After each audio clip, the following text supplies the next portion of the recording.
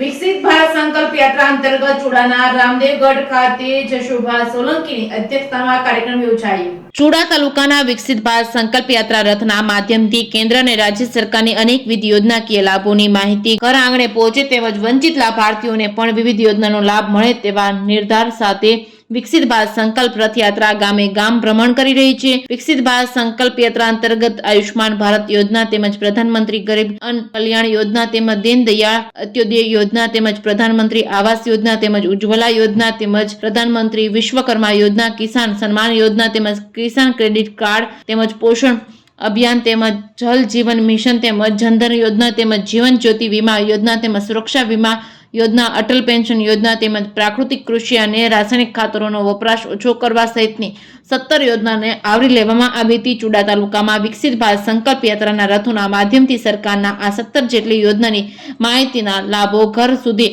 પહોંચાડવામાં આવી રહ્યા છે।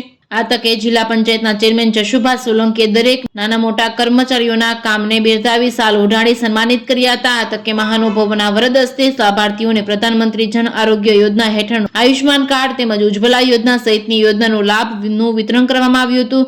લાભાર્થીઓએ મેરી કહાની મેરી જુબાની હેઠળ પોતાને મળેલ યોજનાકીય લાભો વિશેના પ્રતિભાવો રજૂ કર્યા હતા। ઉપરાંત ગ્રામજનોએ રથના માધ્યમથી વિકાસની ઝાંખી રજૂ કરતી ફિલ્મ નિહાળી હતી। કાર્યક્રમના અંતે અને વિકસિત ભારત માટેના પ્રતિજ્ઞા લીધી હતી। આરોગ્ય વિભાગ દ્વારા આયોજિત વિનામૂલ્યે આરોગ્ય કેમ્પનો ગ્રામજનોએ લાભ લીધો હતો।